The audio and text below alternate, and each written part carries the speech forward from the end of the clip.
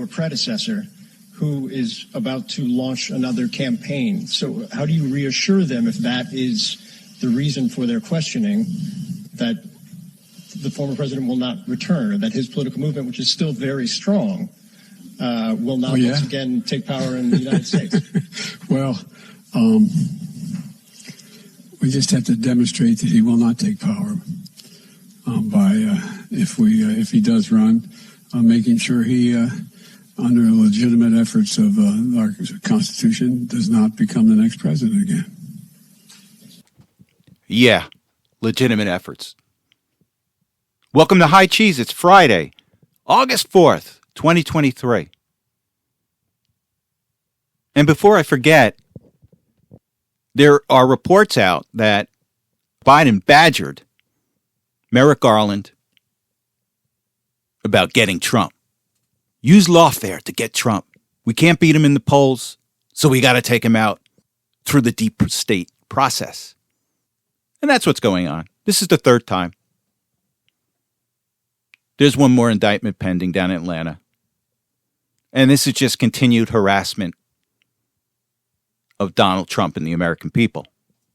And now one thing that this indictment also includes, and I'll get into the indictment in a minute, but this indictment also includes going after regular people. You, me, the middle class, the working class, black, white, Asian, Indian. They are now going after the American people. Now, part of the indictment includes his conspiring with various people in various states to present fake electors. Since when are alternate electors now considered fake electors? Well, if you read the indictment, they're fake electors. You've got the Attorney General in Michigan indicting 75-year-old people that presented themselves as alternate electors. Regular people, old people, they wanted to follow the law because they thought there was something wrong with the election. But now, according to this indictment, Trump is now conspiring with the regular American. So like I always said, and Trump has always said this, they're going after Trump because he's in the way of going after you. And that's what they're doing here. Regular American people they are now going after. Trump conspired with the American people to present false electors. And it wouldn't end with them. If it wasn't for our massive pushback and us exposing the corruption of the Biden administration, they would go after every American that voted for Donald Trump because they're Bolsheviks. They're running this country like the Bolsheviks did in 1917. So let's just talk about the latest indictment. And this has to do, and this is in Washington. So Donald Trump was indicted on 4 counts. Conspiracy to defraud the United States over his contesting the 2020 election. 2, conspiracy to impede the January 6th electoral certification process in Congress. And 3, conspiracy against the right to vote. And 4, obstruction of an attempt to obstruct an official proceeding. And there's a little more detail that's in the indictment, but this is the indictments in a broad sense. Now, one thing they did not indict Trump on is being an insurrectionist. But maybe they're holding that back because they can charge him at a later date. If things aren't going well in the process, maybe they'll just throw that out. Yeah, he's an insurrectionist too. Just to get it out there. Just for the politics. Just to get rid of Donald Trump. Yeah, he's an insurrectionist too. So we'll see on that one. But one thing I want to just point out regarding the electors is that the Biden administration would lead you to believe that, oh, this is the first time that there was ever an alternate elector or a slate of alternate electors. But let's go back to 1876. Tilden versus Rutherford B. Hayes. Well, guess what? There was an alternate slate of electors. Were they criminals? No, I don't think so. But according to the deep state, but according to the Democratic Party, you want to follow the law? You want to present yourselves as an alternate slate of electors? You are now a criminal. They have now criminalized politics. And while I'm at it, the indictment also says that Trump tried to bully Vice President Pence into taking a second look at these electors. The Constitution says that the Vice President will preside over the electoral count process. However, in the indictment, the deep state says that, the Vice President is just ceremonial in this process. Well, that's not what the word preside means. Preside means you're in charge. It doesn't say anything about being ceremonial. If it was ceremonial, they would have said it in the Constitution. But no. Pence didn't want to look there. He didn't want to go there. I don't want to upset the apple cart, even though the will of the American people may be at risk here. And the role of the vice president in this process, it's gray. It's not clear. It's not ceremonial, as the deep state says. It's not clear. And let's go to what a couple of constitutional scholars have to say about this. And this is taken from the constitutioncenter.org. And this article here is from December 15th, 2020. Election scholar Ed Foley wrote in a Washington Post op-ed in early December about the Act's language issues. I have spent much of my academic career trying to parse its meaning, and I still find it impenetrable or, at the very least, indeterminate, he admitted. Various problems Foley pointed to included unclear roles of state governors and other state officials as certifiers and what role the vice president can play in the process. Under federal statute, the vice president role is to preserve order at the joint meeting. This authority may be interpreted as encompassing the authority to decide questions of order, but the statute is not explicit on this point. In past meetings, the vice president has ruled on questions about how the session should be conducted in compliance with federal statutes, which limit motions and almost all debate at the joint session. The vice president also allowed to call for objections when electoral votes are announced and to state the results of these objections after the House and Senate meet separately to consider them. In a 2010 Law Review article, Stephen A. Siegel looked at the Electoral Count Act of 1887's history and its intent. After a lengthy analysis, Siegel found the act a coherent enactment, qualifying that its coherence does not mean that it is a complete response to the problems of Congress's electoral vote counting. So again, the role of the vice president is gray. It's not ceremonial, as the deep state said in the indictment. But the vice president clearly could have used his gray matter to say, hey, let's take a second look at this. Let everybody calm down. We'll take a second look at this and let cooler heads prevail.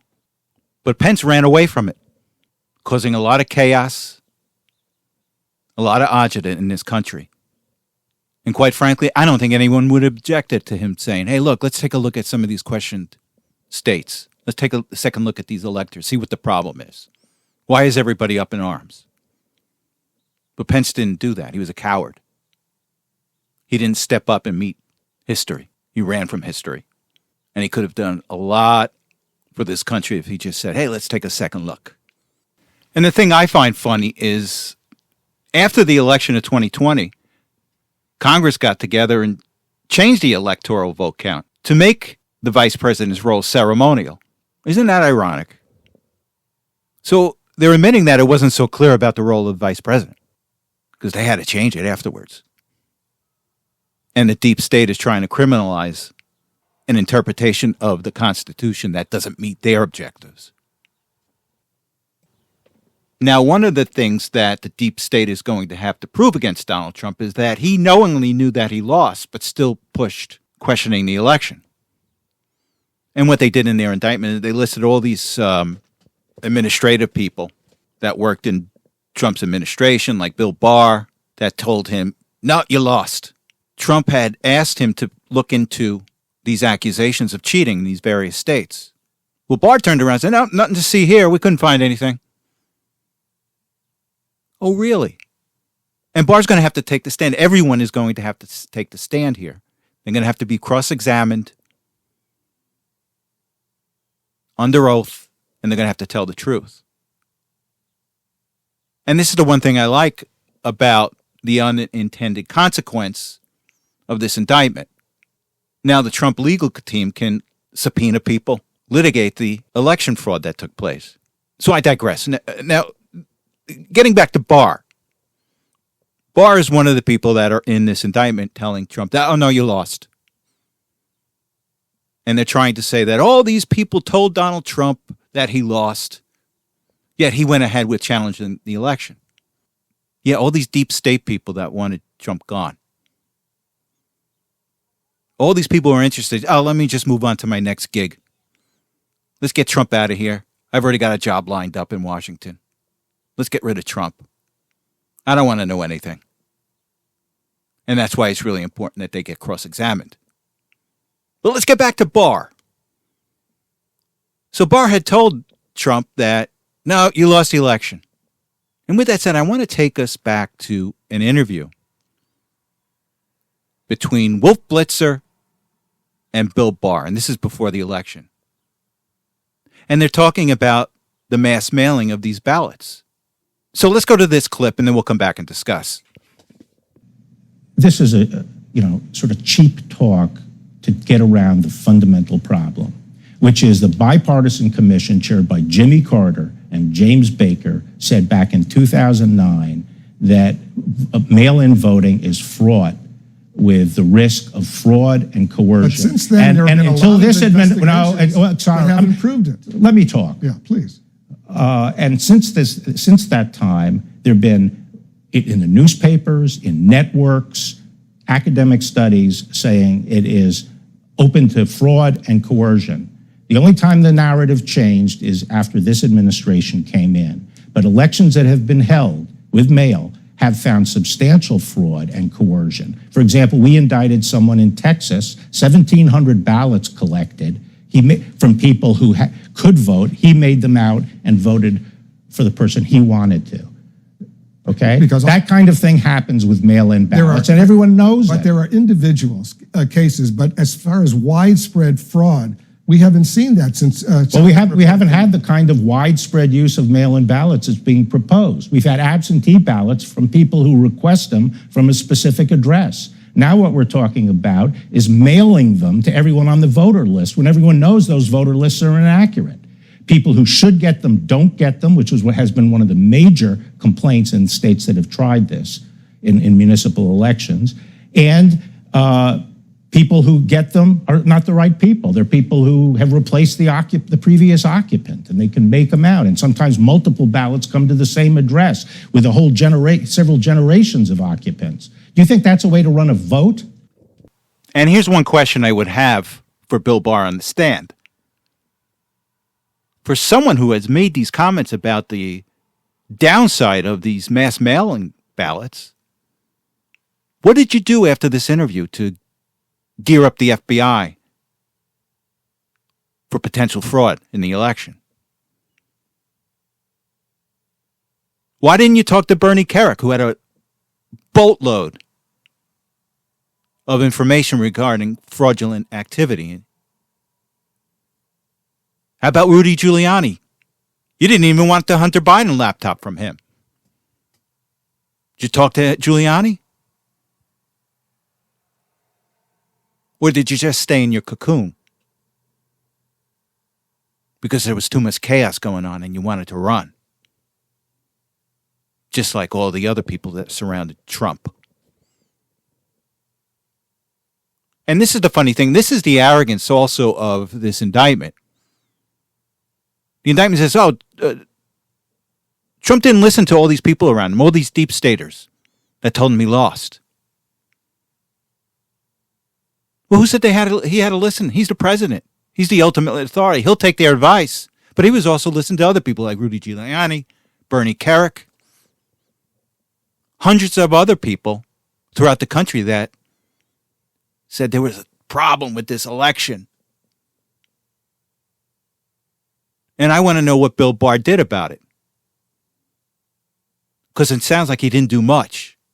And this is the problem with the FBI. The FBI does not want to know anything about elections. Because their attitude is, they both cheat. We don't want to get our hands dirty getting involved with these election things. And that's the attitude of the FBI. And I'm sure that's the attitude ultimately that Bill Barr took as Attorney General with dealing with the election, in spite of what he said about these mass mailings of ballots. So he's all talk. I'm sure we'll find out he did very little once he hits the stand. And it's pretty glaring. And what I'm talking about is how the Department of Justice has used these Trump indictments to create a shiny object every time something bad happens to Joe Biden or Hunter Biden. And let me just go to a timeline here. And it's glaring. Did they not think the American people were going to see what's going on here? And let me just go over a timeline. March 16th. James Comer reveals Biden family payments. Then on April 4th, Trump's indicted in New York. June 8th, the GOP views Biden bribery 1023 form. June 9th, Trump's Mar-a-Lago indictment.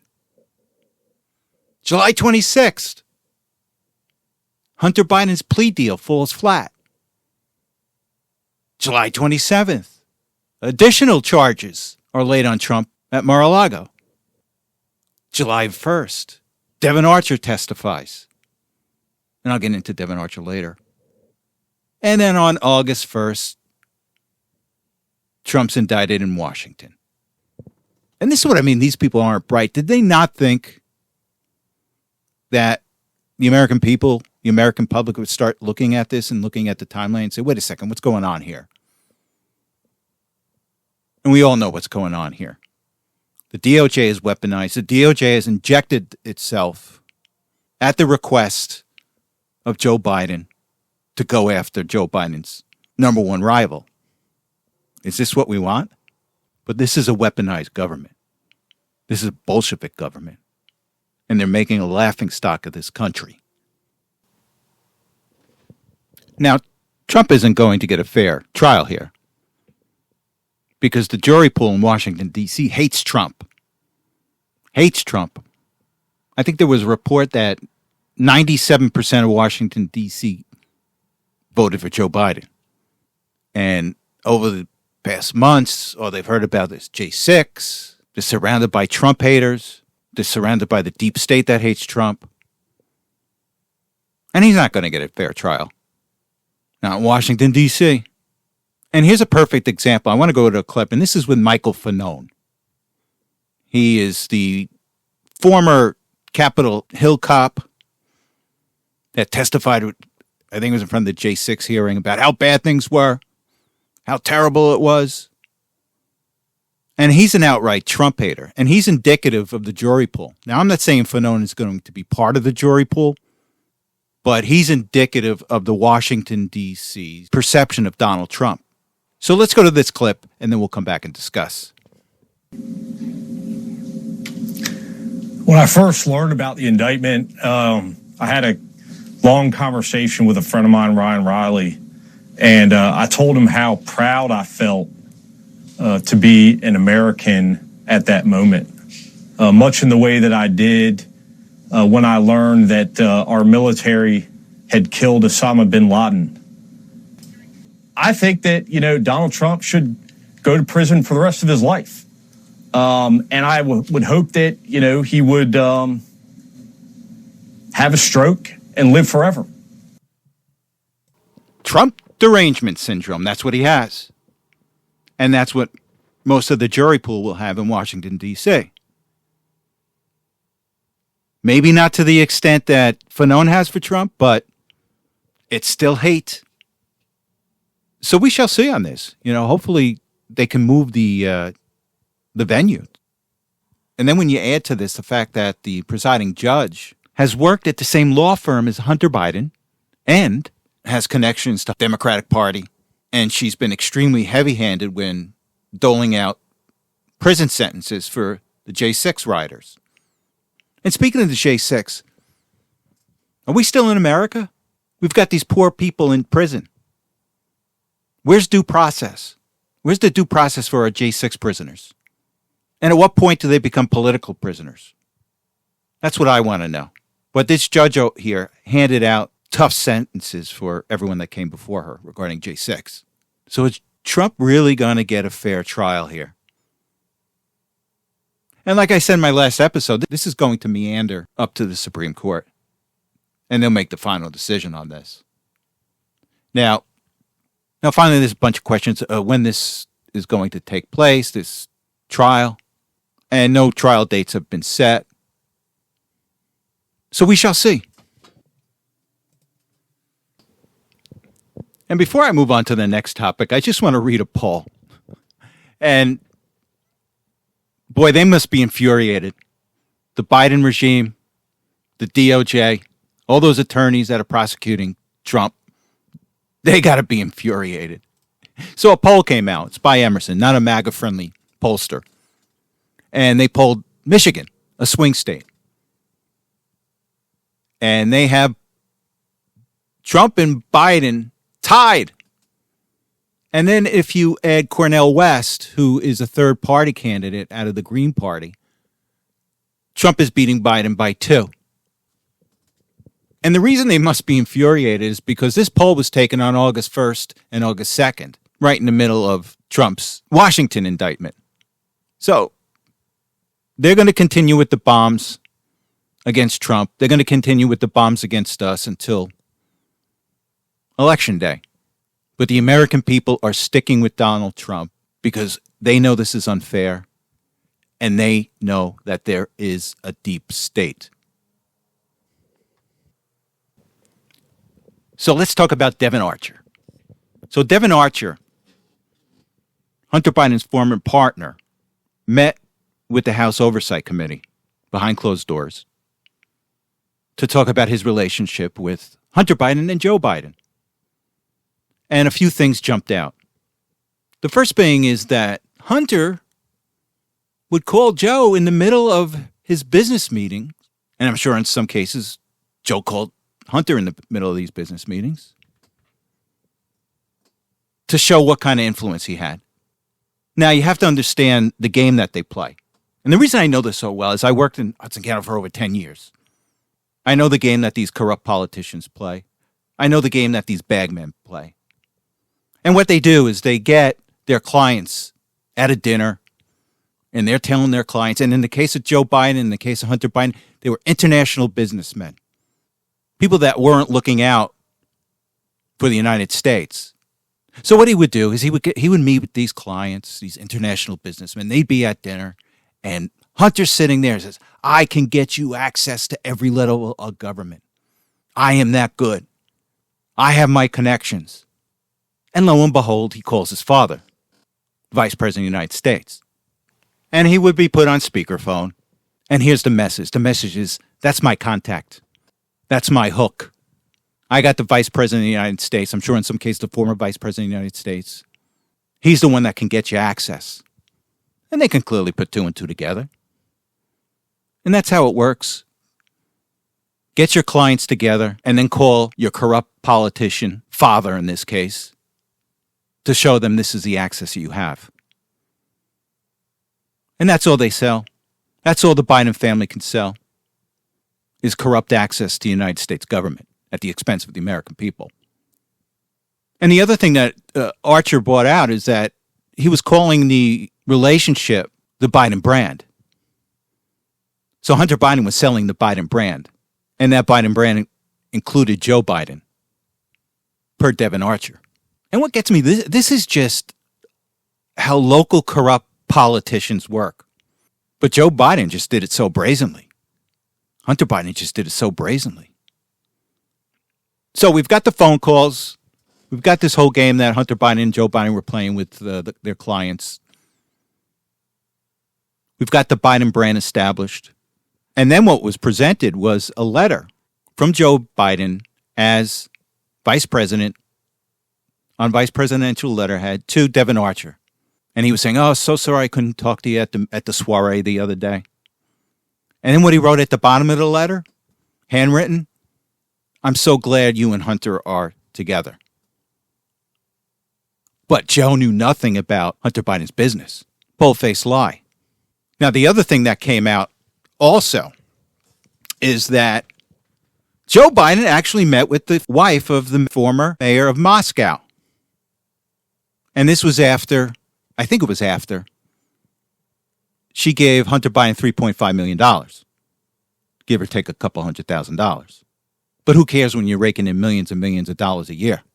So Joe Biden met with her physically, dinner. And remember what happened? Remember during the Russian sanctions when the Ukraine war started? Well, this wife of the mayor of Moscow, who's an oligarch in her own right, was not sanctioned.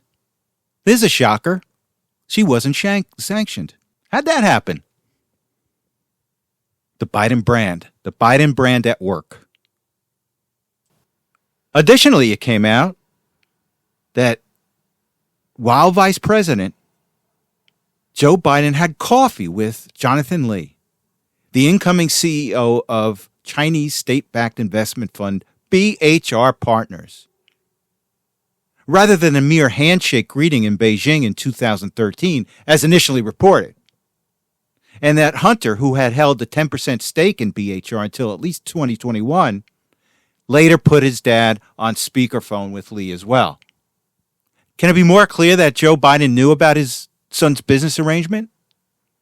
And the reason he knew about his son's business arrangement, he was benefiting from it.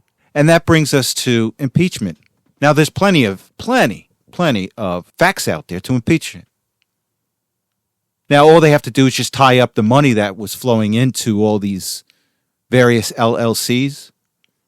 Remember all these LLCs that were set up that one of the Burisma executives said, oh, it'll take 10 years for people to figure it out. Well, it ain't taking 10 years. But my point is that there's enough there already. You literally don't need to have Joe Biden's hand in a bag of money in order to impeach him. Remember that. And the mainstream media and the Democrats are doing their best to mitigate this. And the funniest Democrat response I've heard is, oh, well, Joe Biden's just a lonely old man looking to talk to his son. That's the only reason he was calling. Oh, yeah. Yeah, we believe that. And the game plan of the mainstream media is just to treat this just like the Hunter Biden laptop. Deny until they can't deny it anymore. Just hoping that this thing drags out past the election. Now, speaking about the election, there's some talk about the Democrats dumping Biden. And at this point, that's just talk. And we know that because they've done their darndest to try to protect Hunter Biden. But that could change in a heartbeat. So we shall see. I mean, there's a lot of talk out there about, whether it's going to be Gavin Newsom or Michelle Obama. But the problem the Democrats have is that you've got Kamala. What's Kamala going to say about this? She clearly wants to run for president because she's in her own bubble. She thinks she's doing the best job there is. Meanwhile, the rest of the world thinks she's a fool. So again, right now, I think the deep state's still with Biden. Again, that can change in a heartbeat. So we shall see. So, Fitch Investors, a rating agency, downgraded U.S. debt from AAA to AA+. And Fitch cut the U.S. credit rating on Tuesday, citing rising debt. Let me repeat that. Rising debt and an erosion of governance. Well, that shouldn't be a shocker. We're on pace this year to accumulate $3 trillion in additional debt, just as a result of this year's budget. And this is right in the middle of Joe Biden touting Bidenomics, how everything is so great. And they're in a fantasy world. And Wall Street's in a fantasy world right now. We literally have uncontrollable debt being accumulated by our federal government. And Fitch happens to be the first rating agency to raise the flag. And then they take a look at the governance of the United States. And they look at Joe Biden and they look at other leaders and they're like, oh my God, what's going on? And you've got Goldman Sachs, JP Morgan. They're out there saying, no big deal. And it is a big deal. And here for two reasons. One is that the market's been down since this downgrade. And two, and this is what really gets me. They're out there. You had Jamie Dimon, the head of J.P. Morgan, out there saying, no big deal. Goldman's out there. No big deal. For them at the time, because I don't think they anticipated the market going down since then. But what really gets me is they're so tone deaf to the American people. They're in their bubble. And they don't realize that after this downgrade happened, the 10-year bond spiked. And what happens with the 10-year bond, the mortgage rates pivot around the 10-year bond. So if the 10-year bond goes up, likely mortgages will go higher, which makes it harder for a young couple with a kid to try to get a house. Oh, but that's no big deal to Jamie Dimon. It's no big deal to Goldman Sachs. As long as we keep the stock market up, as long as we can collect our fees. And this is part of the problem. Like I said a couple of episodes ago, there was this one economist talking about, well, why is the market going up? And she's like, well, the market's really opportunist. It's not really rational. That really startled me. And it should startle everyone else. But again, the elites, whether it's in banking, in Washington, you're last on the list. You've already got people talking about, well, maybe the Fed shouldn't keep a 2% target. Maybe they should target a slightly higher inflation. Well, guess what? There's a lot of Americans that need inflation to go down more in order for them to live. But Wall Street doesn't care. Keep it higher than 2%, as long as we make money. The hell with the American middle class. Tell them to buy stocks if they want to take part in this. What they don't understand is that there are a lot of Americans, because of inflation, that can't put money in the stock market. Because at the end of the day, they got nothing in their bank account. And people are catching on to this, the independent voter, even some Democrats. And that should be enough for Trump to win, but you still have to come out and vote, and you got to grab everybody else to come out and vote next November. So we shall see. So one last item I want to cover before I go. And let's go up to Canada, where Justin Trudeau is getting divorced. Now, I'm quite surprised his marriage lasted so long. Imagine living with a guy like that every day. A beta male that's afraid of alpha people. Self-absorbed, really not bright.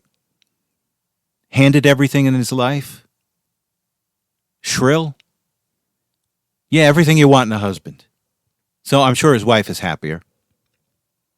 And let's just hope that the Canadian people will divorce themselves from Trudeau as soon as possible. Now, while we're up north, I want to talk about the Canadian wildfires. And it's an issue here in New York, New Jersey area because we've been catching a lot of the smoke here. So let's read this article. And this is from CNBC. And I'm just going to give you some highlights. Europe's Copernicus Atmosphere Monitoring Service on Thursday said that accumulated carbon emissions from Canadian wildfires had soared to 290 megatons in just the first 7 months of 2023. That is already more than double the previous whole year record and accounts for over 25% of the global total year to date. And this is the part that gets me. Astonished climate scientists have warned that the unprecedented nature of what's happening in Canada is a harbinger of what is still to come. Now, these wildfires started because Canada doesn't maintain their forests. And this used to happen out west, up north, that you literally got to go into your forest and check the brushes, have fire watches, in some places have controlled burns. And this is the whole problem with these self-anointed climate people. They just want to talk the talk. They don't want to do anything to mitigate any problems. So all they want to do is just raise their hand, yep, climate change, and then they sit down. They don't want to think about maintaining your forests. And if they truly believed in climate change, they would have been pounding the table and said, we got to take care of our forests. We have to maintain our forests. Nope. Because they're all talk. And that's the problem with these people. They come up with fake science, fake media, where they just want to talk. They don't want to do. So with that said, thank you so much for listening. You have a good week, and I'll talk to you next Saturday.